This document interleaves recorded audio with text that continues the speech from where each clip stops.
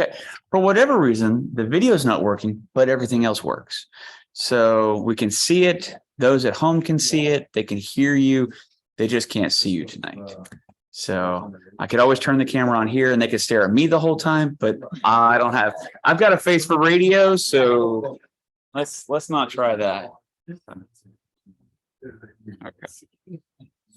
How are you, sir? I'm good. So, Madam Chair, whenever you're ready, we're ready. Other than the video, we're good to go. Whenever you're ready, Madam Chair. Okay, it is 6 o'clock on March the 6th, and I'm going to call the building codes committee to report. All of the committee members are present, along with there's honestly building previous director and Seth Duncan, our administrator. So is there any public comment? Okay, hearing none. What do I hear on reading and approval of a minute from February the 6th? Move for approval is presented. Second. Any discussion? Hearing none, all those in favor of approving the minutes, say aye. Aye. Aye. All right, motion passes. Then we have reports from the city officers, so Mr. Dearhart. Good evening, Madam Chair and council members. Just a few things I'll highlight for you tonight for our report.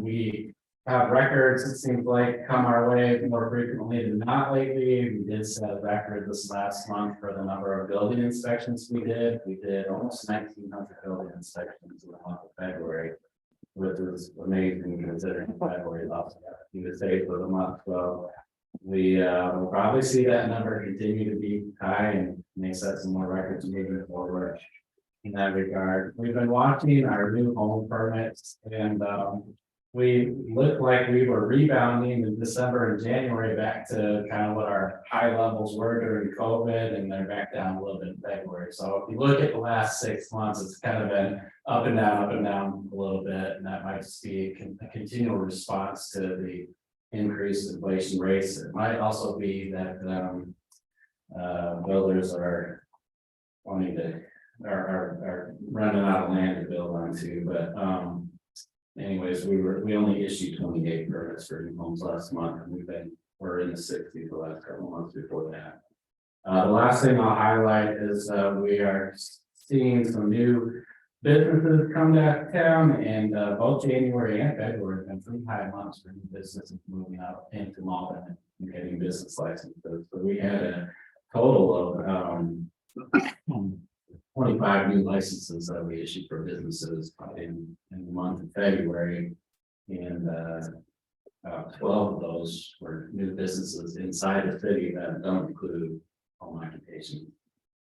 Last thing I'll say is that we are running over on our budget, and that's primarily due to one thing. That's because our building inspections are running so high, and we are having to pay a third party to do all those for us. So that's been an expensive bill each month. But that's the report that I have for you. Glad to answer any questions. Thank you. Any questions?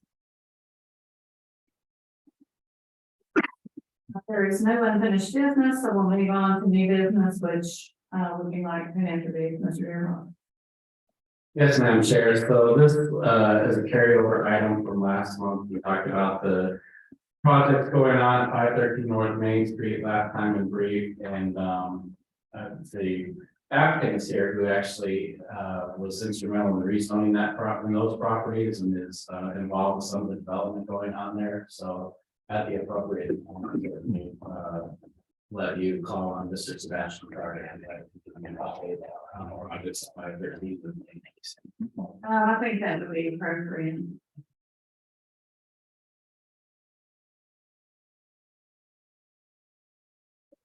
Good evening, members of the council. My name is Sebastian Carter, and I will be representing the 513 North Main project. So I know it's been some time since I was last here, and discussing rebuilding for that parcel. Since then, obviously it's been, I think, almost a year. A lot changed with obviously the market when we first started exploring the project, and there was small little pause for it while we noticed the mass demands in materials and same thing, just inflation going up. During that process time, the project that we presented to you, obviously involved a residential complex and that followed by a road extension from Norwood tying back into North Main, aligning with Murray Drive, and then also a commercial aspect, two-story building sitting on the front parcel. There is a single member involved in the rear property, which is what was rezoned. And then there are dual members involved in the ownership of the property, the commercial front. As I explained to the city and David recently, that the reason why you saw that property change and a different concept come there from a new group was solely due to the fact that one of the current members of the current parcels was diagnosed with terminal cancer and had to step down from that organization and not see the development through. Since then, the other member was not able to maintain that integrity to be able to accommodate funding and supporting that all by himself, and was not very interested in trying to explore new members that he was not comfortable with. So we proceeded with putting that privately on the market and spoke to several groups. At the time when they received multiple offers, they chose this and it was the most least impact out of all the offers they did receive. Some of them were for a liquor and beer and wine store that is currently operating in Simpsonville. They wanted to expand. We turned that offer down. We stuck with the current offer, which is standing with True Line Bank. And I think their potential is then looking at moving forward. I believe they should be going to the city for submission on permitting soon, finalizing a few meetings from us. Other than that, I did have a meeting on Friday, last week, with the city and some public works members and the developers for the current parcel, to try and find a joint venture path moving forward that we could support, still maintaining our development in back. The current member of the property in the back still has an intention to proceed forward with the town complex after night as shown and as pretty much presented to council with all of the items that was requested from the public and everything on landscaping and such. We had a meeting, like I said, Friday with city council to discuss it and go through some of the areas that we needed. During that process, one of the conversations that came up was the realignment of Mauldin Road. Obviously, when we first started that development, we started this rezoning aspect months back. It was the intention, I guess, of the city to get involved and aid in helping funding the development of the road. It would be the responsibility of the developer to see it through and then seek the needs from funding back from the city and then in turn donate the land to the city to become city property. Well, since then, obviously, a lot of things have changed. We've had some conversations within the city to find an alternative path that we as developers, myself and True Line, are happy to support, trying to help get that done. But it was not a major aspect need for either one of our developments. It was more at the time it was requests that came from administration to the city. When we did our first rezoning, it did support our rezoning. It did aid, obviously, the name of the grid and a lot of the business time and everything else to kind of separate and allow some future benefits for everybody. So since then, I think conversations I've had, like I said last week, Seth and with David, that I think we can possibly find a path forward that we can still achieve that. How we make that work, we're going to try and rework and get it going again. But as of right now, our goal is to still maintain what we had the property rezoned on the back and still continuing with the town development. Okay, thank you. So it will still be 38 townhome? 36, actually. Originally it was 38, but when we dug into past the preliminaries once we got our approval, and then we went through all the setbacks and everything else, we were only able to fit 36 lots on the property. So I still maintain a decent sized family, single family home. So we didn't want to sacrifice it and try and squeeze what it down just to be able to accommodate 2 more, building pads. Ideally, I think we want to stay in the 2,500 to 3,000 square feet per unit. So it took it away from being more on the, I want to say smaller, affordable, just quick rotation houses, to more of that family home that it suits a larger family. So I'm going to be more of an 800 week addition. a vision. Okay, and these will be for sale. Full sale, and as originally said, we were still planning to be restricted to where.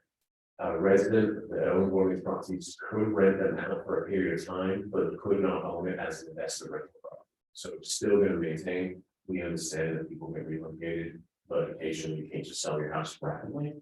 So it would give them the opportunity to do so, and basically allow them to put it on the market full sale, but have a period of a year, 2 years to do so. And then after that, they would have to sell it or go back into residence.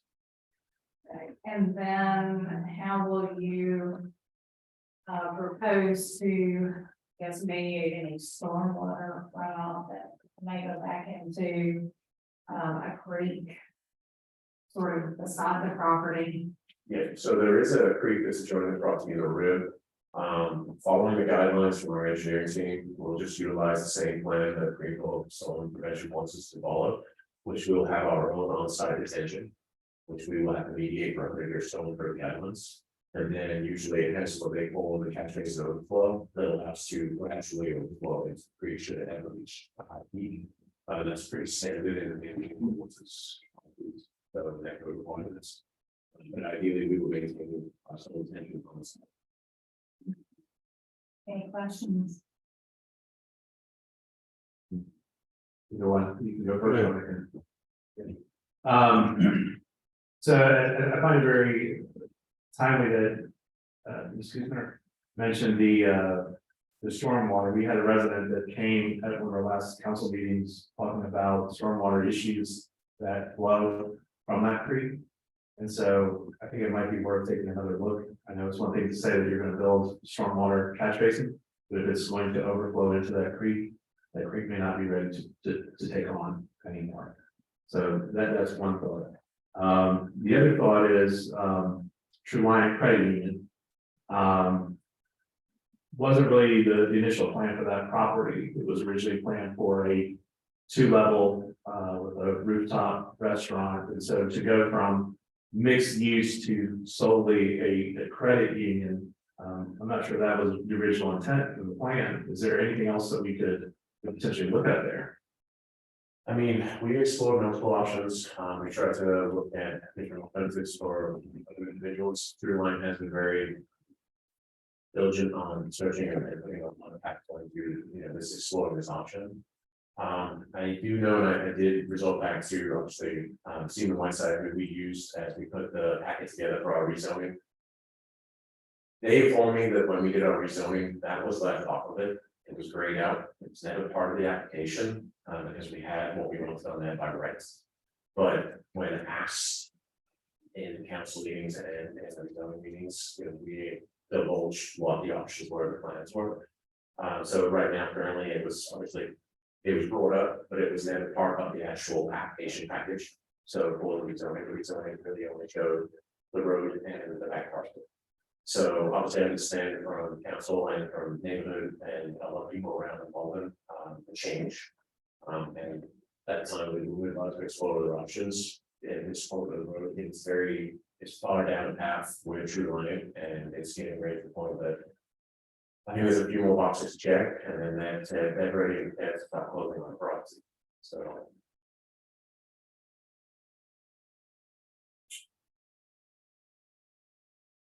I mean, my initial thought is if it's been a year since the initial concept was presented, then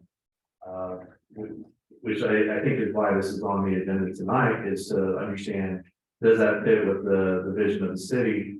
And if nothing else, does it warrant another public meeting? Mr. Matney, I'll turn it over to you. Thank you, Mr. Albert. You went through everything pretty quickly, so I may have missed it. The Knollwood realignment, is that still going to be, would you still envision that as being part of the project? If the ordinance were not repealed and the townhomes were still allowed to be at the density that you discussed? Yes, absolutely. I think it makes the most sense. It separates the commercial aspects from the Knollwood residents. It aligns it with the city. When we did explore it with DOT, it did take some doing traffic studies and it took some time, but DOT did come to the point of saying that They did agree that it was warranted. They didn't give us final approval unless we got planning approval and permit approval. And they saw that the developer was moving forward, then they would give their written approval on the back note. We did request that we wanted to not only have a pedestrian friendly crossing to be able to allow residents to go from there as downtown. So since then, obviously, we've had our conversations and I think we just, like I said, with city administration and everything, figuring out the original plan was to have support with the city because that was requested of the development. It wasn't something that the development needed. If that is still the case and the city is still willing to work, have several conversations, like I said, I think we can figure out the details, but both developers, True Line and ourselves, are very welcome and happy to proceed moving forward with that option. This is a Mr. Duncan question. Sure. Do we have sewer capacity issues worked out for the commercial piece? I mean, I know that it's already zoned. Okay, never mind. I see the peanut hour, so I'll draw a question. Okay. Thank you. Further questions? Okay, do I hear a motion on this?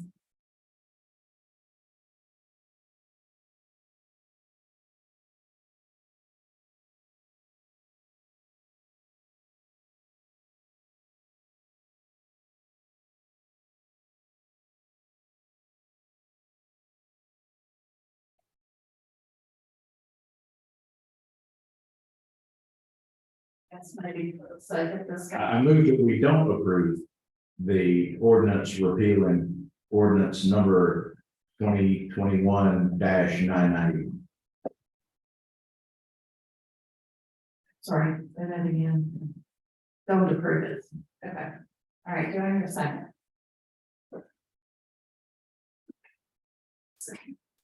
Just for the sake of discussion.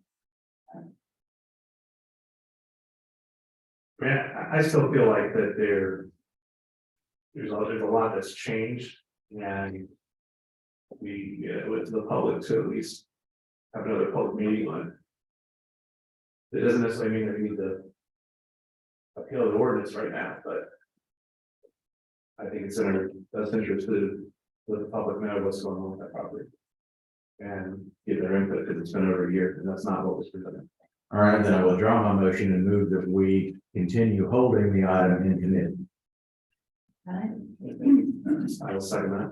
All right, so I have a motion and a second to hold this in committee. Till future developments arise. Any discussion? Madam. Thank you, Madam Chair. The reason that, I mean, my reasoning behind my initial motion to not repeal the ordinance is there are actually a couple of reasons. Number one, the residential as presented would continue. Number two, the road realignment would continue. And as we develop the downtown, that's going to be a necessary piece. So, both of that's two pieces of the original project that would still be moving through. If we repeal the ordinance, that front parcel, to my knowledge, they could still develop it because it's already C2 and would still be C2, correct? That's correct. The ordinance only affects the back portion. Right now, that front portion, True Line or any other by right applicant could drop an application tomorrow and it would have to be considered. Yeah, because it is zone commercial right now.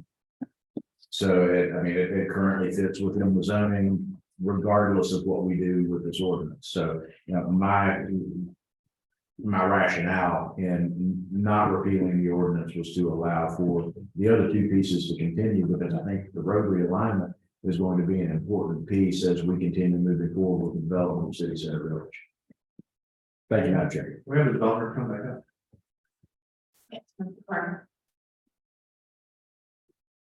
Mr. Carter, based on what Mr. Matthew just said, here's my question for you. When we look at the residential piece, I mean, what I've heard, and I could be wrong, what I've heard is that you have True Line ready to sign and ready to start. I did not hear that we are ready to break ground yet on any of the residential. So if I'm wrong, please correct me and tell me when the timeline may be. So, I had like, sorry. The reason why we had a meeting last Friday was because we did bring in a civil engineer that our development team for the residential portion is ready to be engaged. We have not put pen to paper on that just yet. We received everything for it. Obviously it was figured on this meeting and trying to decide whether to see if we were doing it. But we are ready to move forward. He made it very clear to me that, with the sale of the property out front, he's fully funding moving forward the development back. So that was part of that.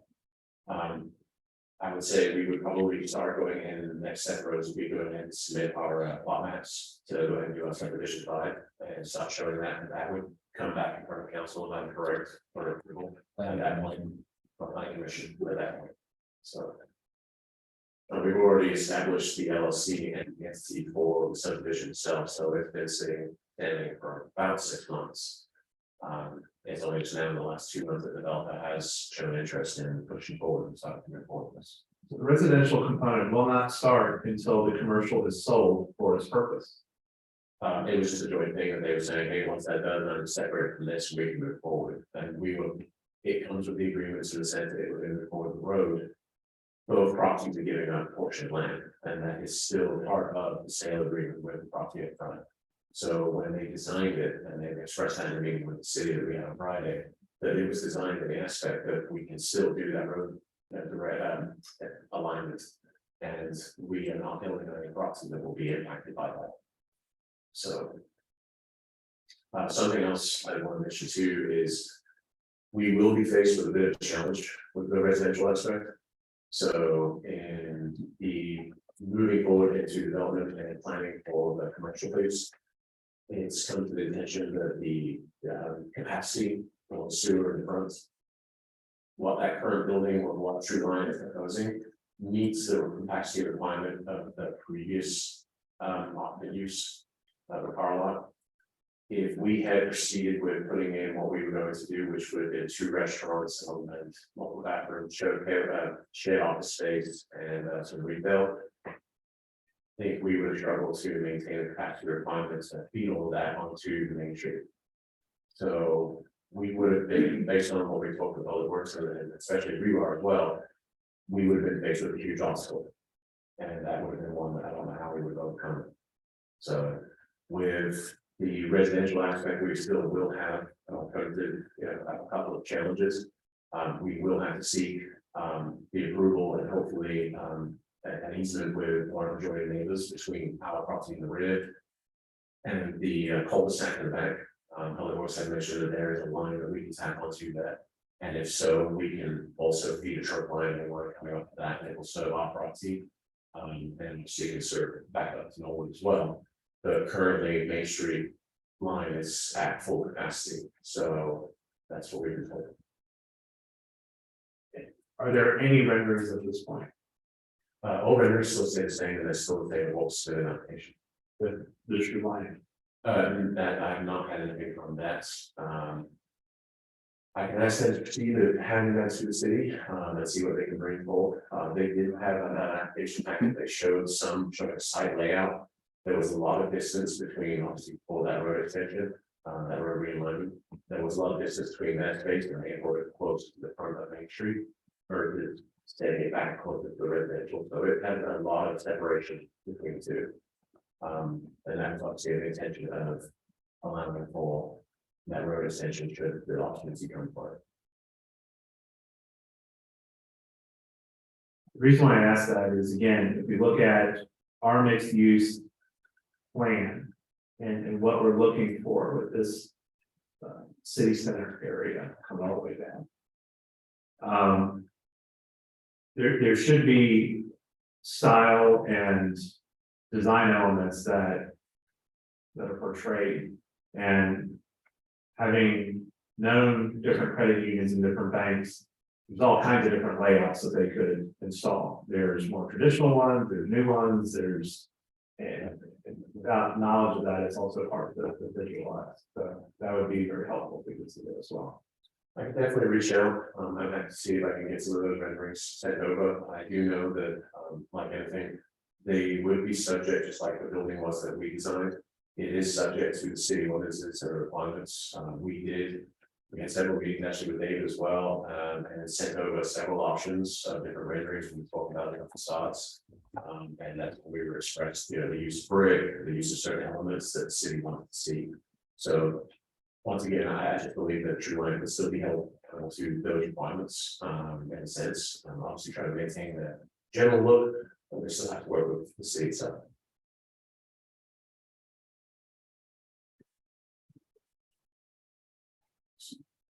Now that we're talking about building a tree lines on the front, if they start building, but the townhomes are not ready, is that gonna cause, I guess, construction vehicles and things like that to then come down Knollwood to be able to access the property for the townhomes to build, because they won't be able to come in off the main street really by tree line, right?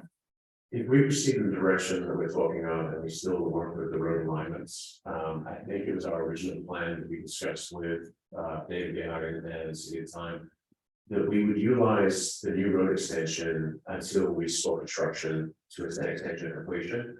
And then we would make the efforts to remove and separate the old Knollwood access and then direct traffic through. So that way we minimize heavy duty construction vehicles once the buildings were pretty much established and it was going to final interior trigger points. So that way we're in landscape. That just helps divert the flow of construction traffic and get separate from the residents currently.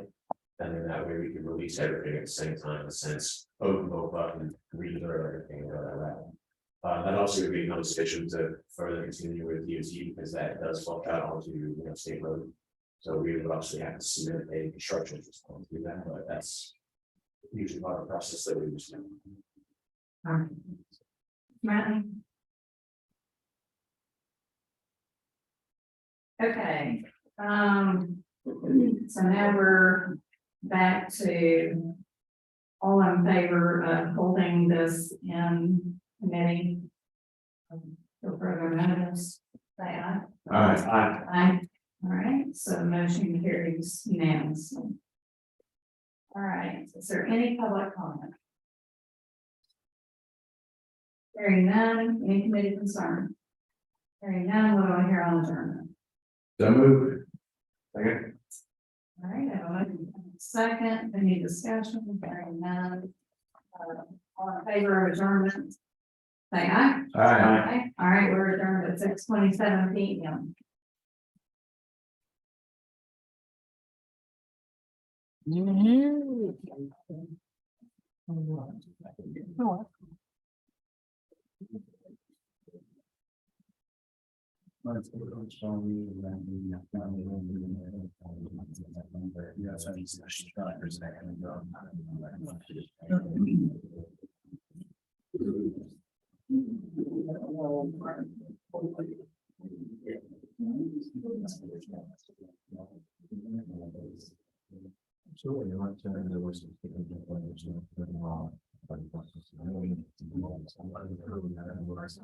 Because you'll be gone when I get done. Or I'll talk to you after the bed. I couldn't find it. I know it's there, I just couldn't look. Sorry about that. No, you're fine. That was-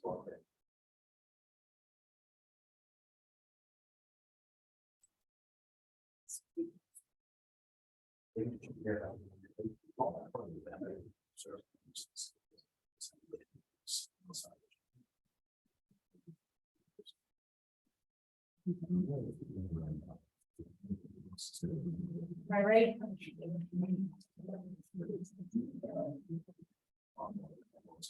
All right. All right, calling to order the second committee meeting of the evening, public safety, for Monday, March the 6th. We have all committee members present, myself, Mr. Trailing, and Mr. Allgood, as well as our city administrator, Mr. Duncan, and all of our department heads, chiefs, and clerk report. The next agenda item is public comment. Seeing none in chambers, do we have any online?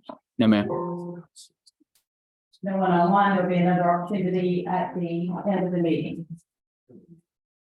Reading and approval of the minutes from March the 6th. What is the committee's pleasure? Prove as submitted.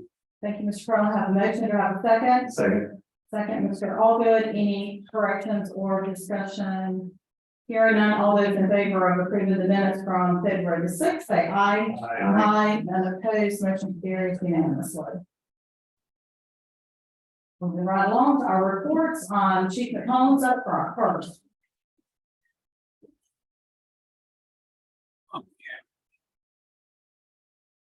Madam Chair, members of the committee, we go over the budget review. We do have two overages on our budget, one which is our equipment, our fire truck repairs and stuff like that, that we've already been over. And then we have one for our fuel. So that where we need to be.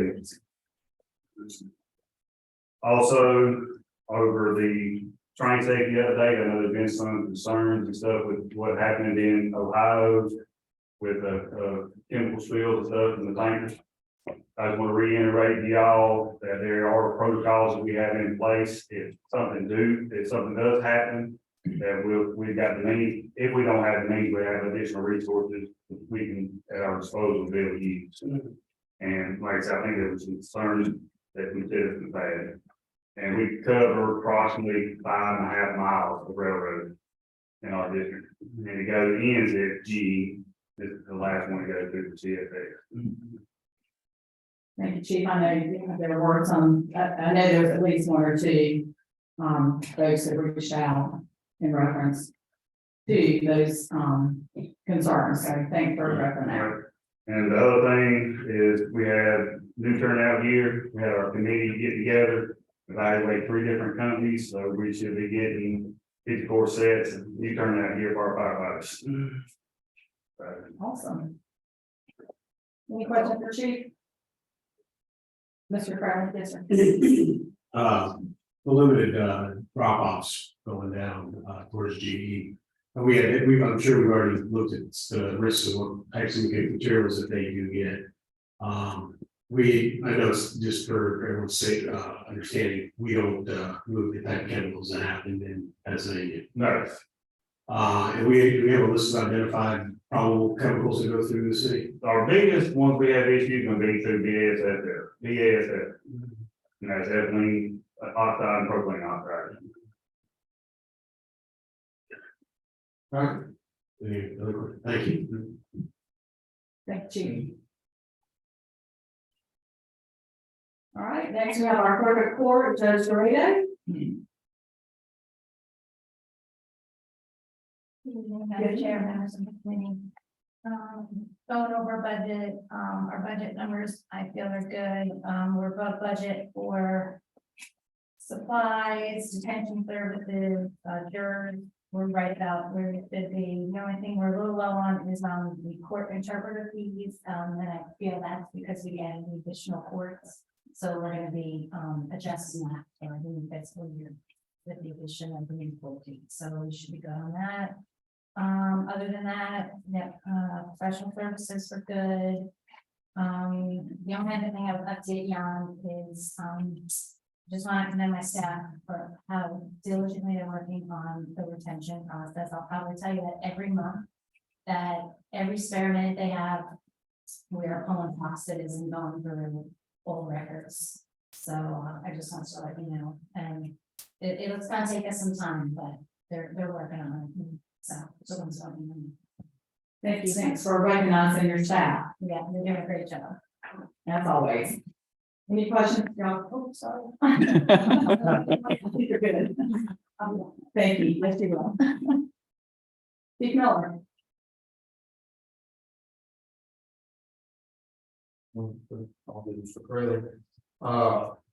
We're good on the budget.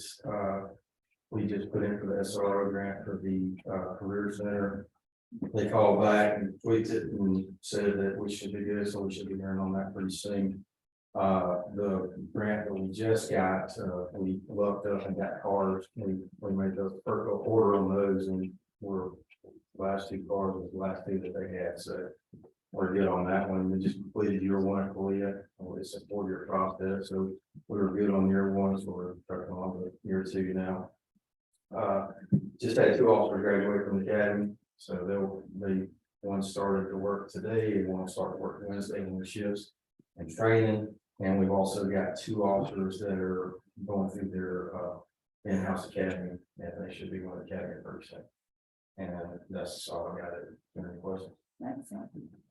It's great. Just emphasize that one of them received leadership award for the class, in the academy. Yes, sir. He was, when he got down there, they made him the class leader, so he was part of pretty much the whole class. And, was the liaison between the cadre and the class. And then the other officer, he won the challenge run, which is a 3-mile run. And I think it's 30 minutes is what it is. So there's very few of get it. Believe it or not, I got it, but that was a long time. For the standard higher. We were chased by dog at the time. I was going to put it. Yes, sir. Thank you, Chief. Thank you. Okay, we have no unfinished business and we only have one item under new business tonight, which is the judicial online court payment merchant agreement. I will ask our corporate clerk to come back up again. Now you mentioned this, I think last month, Yes, that you were working on it, so I was pleasantly surprised to see it come before us so quickly. yeah, I actually think even when I interviewed, I think it's something that we talked about, but it's something I really want to kind of get done on the center. So in looking at the online options, as of right now, we don't have an online option for court payments and fines. So going through the different third party, I reached out to Law Track. They gave me a couple of their preferred, and also I reached out to some of the ones that I had used in the past. We had gone through, some presentations. They had sent over their scope of work. After going through all, I feel that N-Port, which is the scope of work that I have attached, would really be the best as far as integrated with Law Track, their convenience fees, and just the ease of using it. So basically, if we go through full approval, they said about 8 to 12 weeks it would take until we go live. They do provide on-site training, we have a help desk, they'll build a web page. We can build it specific to our procedures on the court side. They also provide marketing tools and cards for us. And that's pretty much it as far as the inner workings of it. What I like about it is, if there's a charge that the court parent required, it will not allow the user to go and make that payment. So it'll tell them that they have to come to court. Yeah, so that was really important. For me to make sure that would be implemented. There's no fiscal impact as there's a convenience fee that's charged to the user, which is standard. That's pretty much it. I don't know if you have any questions as far as the integrations with the system. So the system they will come in and they will install it for you all. They will create a web page and a web link that we can put on the court page and direct people. And they also said they could provide us cards if the officers want to hand those out. But most people call and ask, they'll say, do you have an online, option, and we just direct them to the website, which will take them right. Right. What's wrong? Thank you. With regards to the cost, there's no standard cost, it's all just based on usage. As far as for the person who's paying for us. Yeah, so there's no price for us for leaving all of these. It's a 3-year contract that we would sign with them. And it's a 5% or $2.95 minimum, depending whichever is greater. But if the ticket is $76.88, they'll pay the $2.95. If it's a ticket that's $600, then they'll pay the 5%. So in theory, which is just theory, if there was absolutely nothing written for an entire month, they would get nothing and we would own that. Correct. Okay. Yeah, so that would happen. Then it mentions in here the call center. Okay. Can you elaborate a little on that? Yeah, so that's if a person wants to call and make the payment as opposed to doing it online, they have that option as well. There is a greater convenience for that. It does give people the option to call and make that payment. And last question for me, you mentioned marketing tools. Yeah. What type of marketing? So they said they would give us stickers, a sign for the window, they would make us cards that officers can pass out. So that people know that we have an online option. Thank you. Yeah. Any other questions? What would be council's pleasure? I mean, committee's pleasure, I'm sorry. Like to make a motion to order full council, the recommendation of implementation of payment services is outlined in the secret packet. Thank you, Mr. Ogden. Do I have, Mr. Franklin, do I have a second? Second. All good, then. Sorry. Any other discussion? I would just like to add, I'm very excited that you have so quickly, put this all together and presented it to us. We've kind of been behind the 8 ball with payment methods and in my opinion, as, we're spoiled as a society, myself included, where you just want to go to a website and make a payment and as easy as possible. So, thank you and your staff for, working diligently to get this to the committee and for us to make recommendations to council. So with that being said, all those in favor of forwarding the online payment processing service for the judicial funds to full council, say aye. Aye, none opposed, motion carries unanimously. Thank you, and I would also like to thank Chief Miller because this doesn't really start with court, it really starts with the policy and procedure on the UN, so without please, him working at the PD, changing some of the things on there and to make it possible. So I just want to say thank you, definitely enjoying it. Right, thank All you. right, thank you. Thanks, chief. All right, that brings us back to our last public comment. Seeing nothing in chambers and nothing online, we'll move to committee concerns.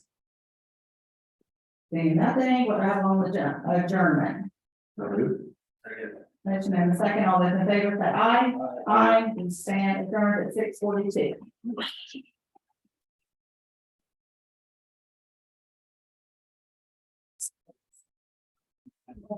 Thanks.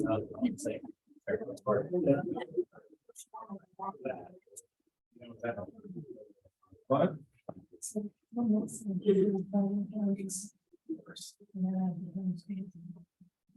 Thanks. It is 6:41. I call. I'm trying to move my voice tonight, so please, bear with me.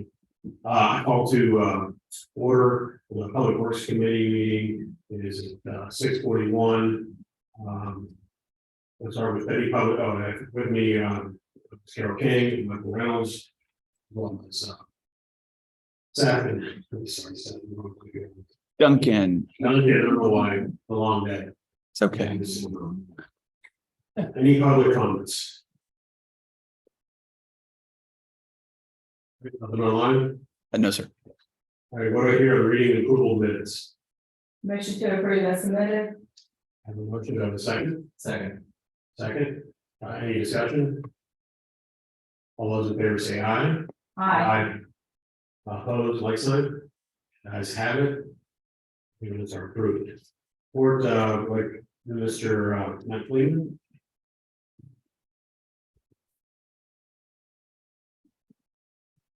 Thank you, Mr. Fraley. Committee, this point of the year, we're supposed to have about 34% of the budget remaining. Sewer streets, admin, we parked all, actually about 40%. We are over budget in sanitation, and it has to do completely with tipping fees and fuel. I mentioned it before, more people, more trash. Costs us to haul it, so. Fuel isn't cheap anymore, so we're over budget with sanitation. On Friday, we got acknowledgement that we were awarded the $250,000 grant to our stormwater master plan. We're gonna be working with KCI to do that work for us. Those in TAP order to have now funded through a FEMA grant. The sale of our equipment was completed. And I'm not gonna lie to you, the stuff that we were holding on to was junk. One of the trash, we welded a new floor into, I mean, I have staff members who are younger than the truck. But we ended up getting over $106,000. So, but we had only anticipated a third of that, so that'll be going to the general fund. And then last time, if you remember, we talked about how you guys felt about the pump station policy. And we talked about it internally, and so what I'm gonna do is for the April committee, I'm gonna bring a policy before you guys. For comments concerning the we can go through it in committee. And get it right until the point where we take it before council to be more. So we for section. Yes. Well, of course, if you look at it and just be like, well, Freedom's just right. But it's really not necessary. You just understand.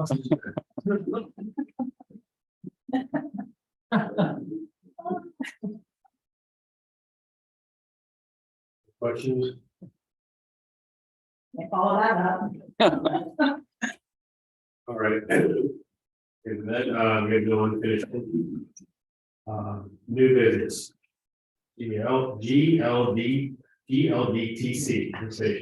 Participation agreement. So at that time of year again, in the 2022-2023 budget, you guys, for the transportation funds, we allocated $372,622 for road paving. We're gonna continue going down the list from when we did the road evaluation for it. Unfortunately, everything's more expensive, so we're not getting as much bang for our buck as we had previous years. We're looking at 1.27 miles of roadway. The roads are Sweetland Court, Middleton, New Commerce, Sutter, Sickle, Wood, and Mapleton. We're kind of hitting parts all over the city. But it's, we're actually putting more in than we did last year, and we're actually getting less. Paving done, so. It's the state of the world right now. So basically, what I'm looking for committee and council is the contract with the GLDTC. So I need authorization, so the committee and council to authorize the agreement with the GLDTC to move ahead with the budgeted paving for the 2022-2023 calendar. You have a motion. Mr. Chair, I make a motion to order full council the GLDTC participation agreement for the cost of the 2022-2023 road paving that is budgeted in the amount of $372,622. Second. Second. Any discussion? Thank you, Mr. Chairman. So my understanding that the 372,622 will be our total amount spent on road paving, or is the GL, et cetera, et cetera. So we In did, addition to, we spent 372,622, and then the cost share from the GLDTC, based on the miles of roadway and population, ours for this fiscal year comes out to 189,996. So the sum of those two numbers is how much paving we're actually getting done. But our contribution is just the 372,622. And that was we're doing the math on the per mile, so that's how it's. pretty local here last year too, wasn't it? And up a couple $1,000, But it's close, yeah. yeah, like $2,000 or $3,000 difference. All right, no other discussion, all those in favor of forwarding this to full council, please say aye. Aye. Those opposed, like sign, the ayes have it.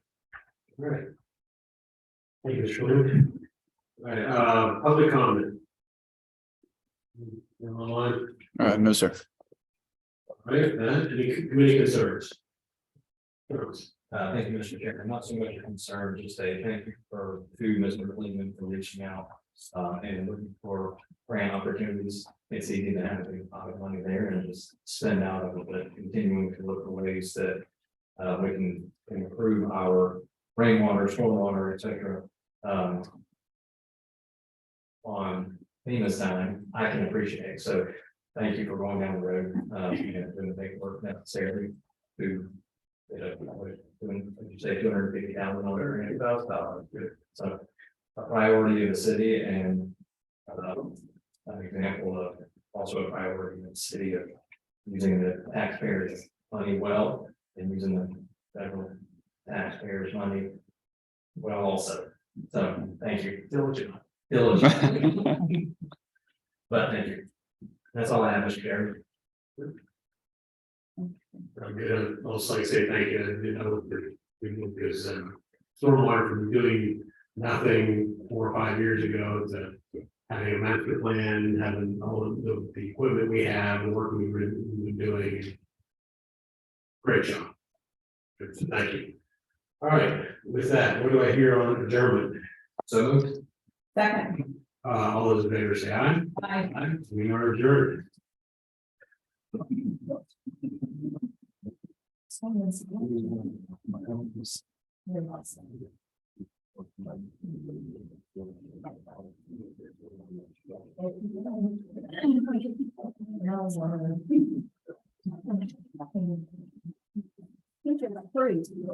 Our next committee meeting is going to be financial policy.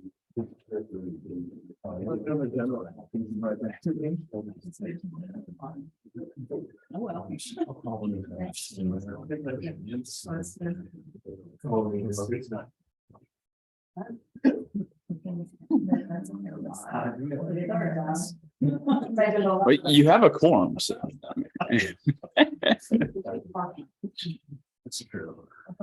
Dang it. Miss Susan.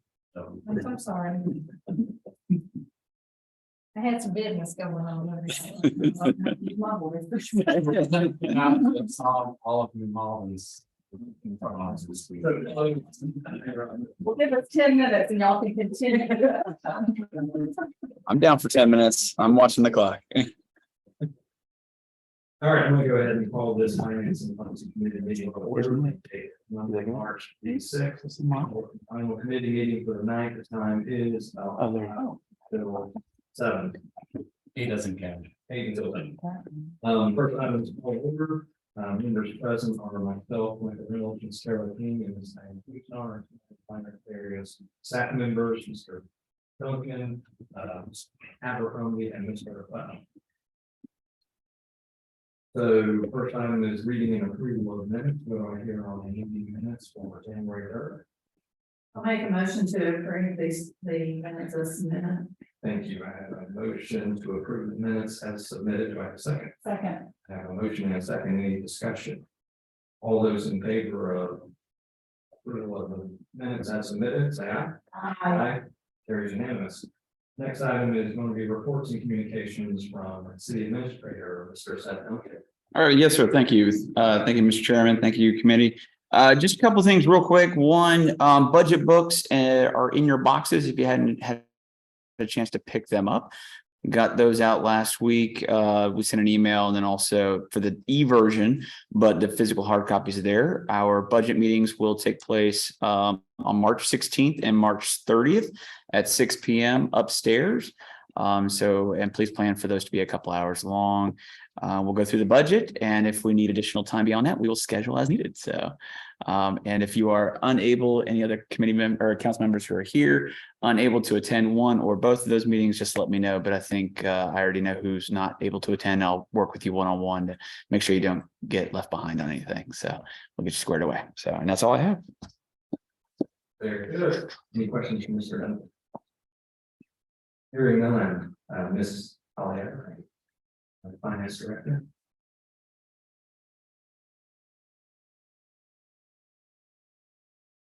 Good evening, committee. He's so long thunder. It's her time of year. We worked diligently and got you the budget books. She did, by the way. And, Yeah. there are no big anomalies that I need to, warn you of. Revenue or expenditure wise, property taxes are looking really good right now.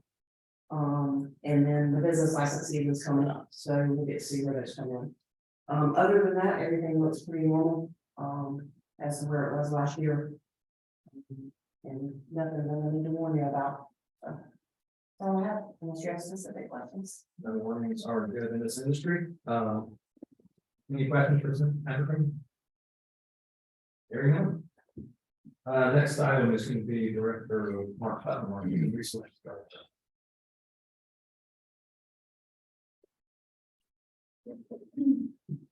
Chairman Reynolds, committee members. You remember last month, we were in our council meeting, Evergreen Solutions came to us here and presented the findings and recommendations for the class and comp study that we just did for us. We want it noted that tonight we are not saying that committee must forward to council one of the recommendations, because we do understand that the upcoming budget process is going to play a very heavy hand into what you are able and want to recommend. So with that, we wanted to give you a high level summary of it that you can have as you go through the process of the budget process. So the first page you have are the 5 recommendations that Evergreen Solutions put forward. And you'll see the top part or the bottom part is public safety. The top part is everybody else. So if you take a look, for instance, hybrid parity, you'd have to add the two together to understand the total impact. The second page is the options that they propose and what they mean. That is sort of a description of everything. The third page is the recommendation of Evergreen as to what the city would do, and that's the hybrid parity recommendation. The fourth page is our current grade scale. And then the last 2 pages are the recommended grade scales. And you'll see there's one thing very important that they recommended that we're very happy that they did. We would break out public safety from everybody else, and we're able to give a very good step progression there. If we follow that recommendation, that would help us in recruiting police officers and firemen, especially those that have seniority or that have not seniority but have experience, that they can bring that with us. And that's what we wanted you to have is this, so that going into the budget process, you would have some notes. As always, if you need further data or information, please do not hesitate. Let me know. We will get it for you. Okay. Any questions, Mr. Ricardo? Let's see. Not necessarily a question, but as we move into the budget process, and if council agrees through the budget process that we want to move in whatever direction that may be, then it becomes a part of the budget, therefore we would not have to bring it to council, correct?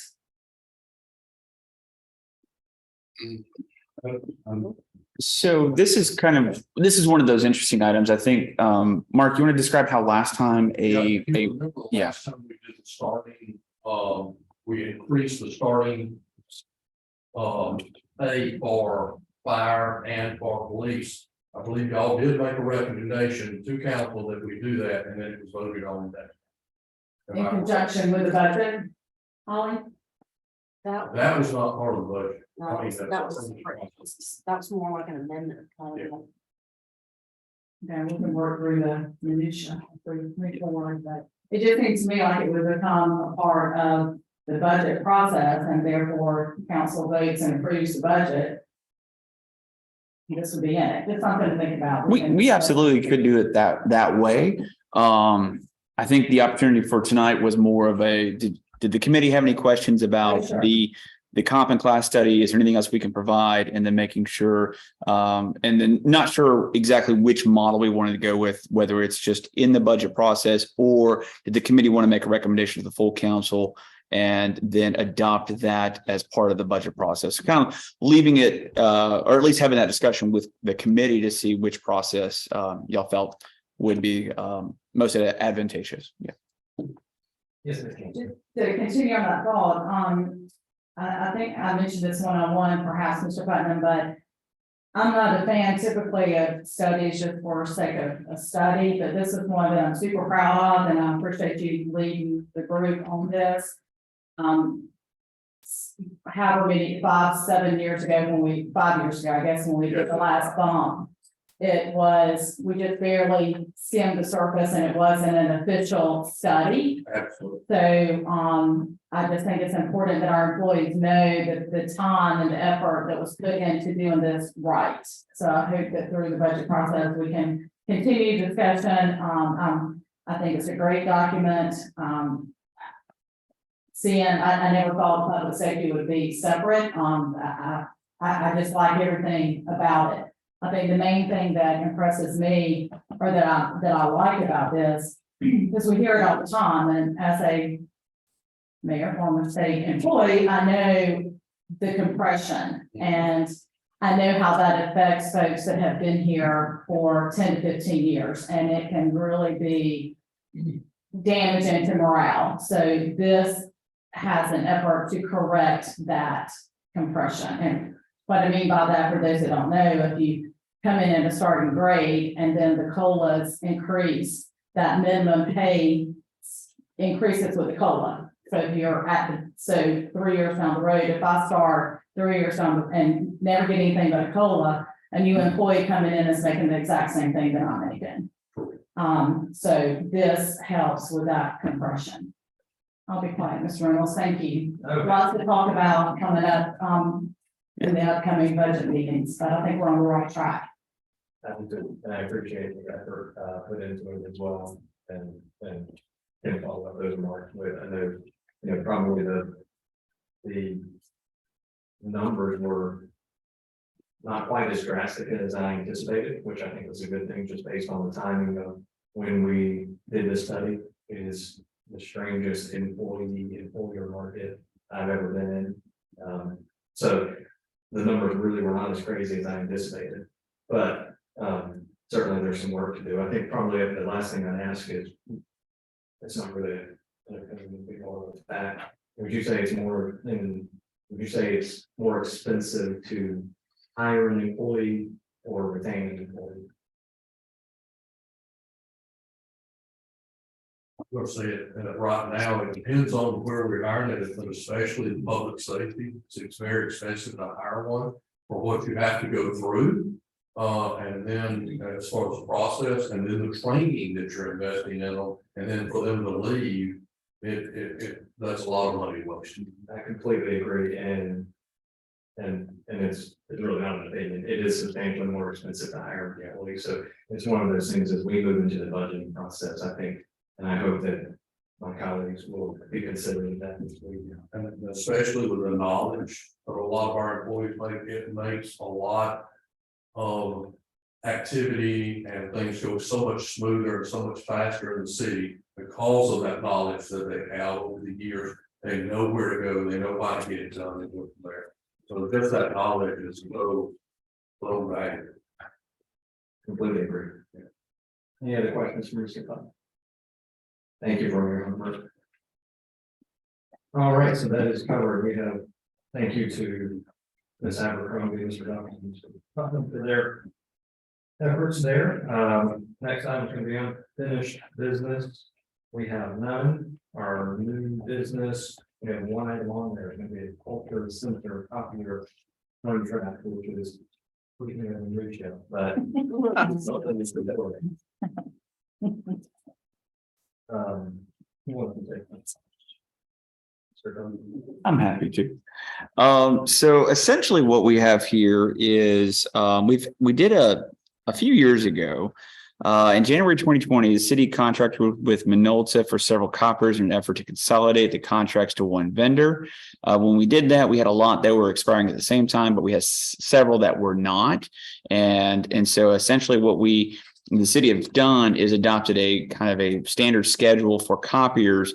And we have this one, and I believe one more after this, that weren't in that sequence that we're trying to get into that contract and on sequences. And that way, all the copiers will be, their contracts will terminate at the same time. So we just take care of them all at once.